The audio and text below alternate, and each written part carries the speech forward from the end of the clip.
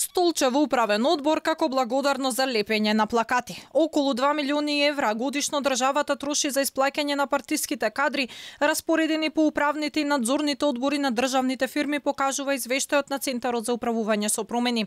Моментално речиси 4000 луѓе кои што се членови на одборите се вдомуваат исклучиво по пат на политика.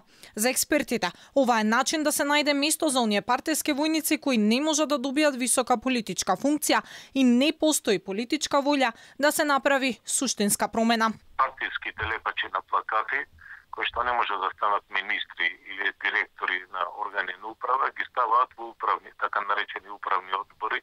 На овој начин и понатака се партизираат и јавните предпријатија, исто така и во јавните установи, например, кај што имаме, например, клинички центар кој што до 2005-2006 година имаше еден директор, сега има 32 директора, плюс уште 32 така наречени организациони или економски директори, кои што здравството само го чинат годишно 600.000 евра. Владата за 2021 година во својата програма планираше да го намали бројот на членови на управните одбори на јавните предпријатија до 3, односно до 5 мина.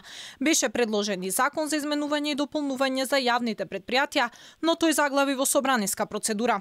Значи, ние во моментов имаме управни одбори во Загубари, кои што имаат поголемо примање од председател на држава. Министерството за информатичко општество и администрација има добиено јасна задача во период до крајот на годината да изработи закон со сите потребни консултации за плати во кои што ќе се знае во јавниот сектор која е највисоката плата и потоа да бидат усогласени другите плати. Експертите предупредуваат дека тоа што власта не најде за сходно да направи промени во администрацијата ќе доведе до тоа на есен од Брисел да ни стигне најнегативниот извештај до сега во овој поглед.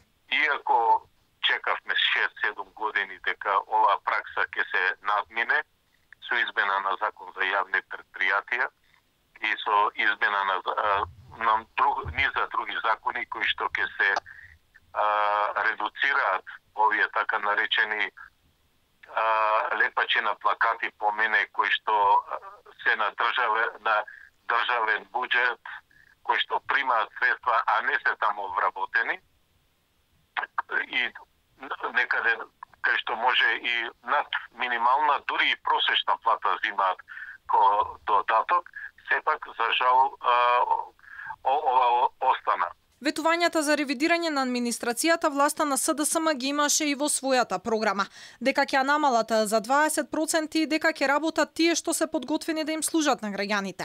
Инаку, според Центарот за управување со промени, во Македонија има околу 150 институции со помалку и од 10 вработени, кои што исто така имаат управни и надзорни одбори.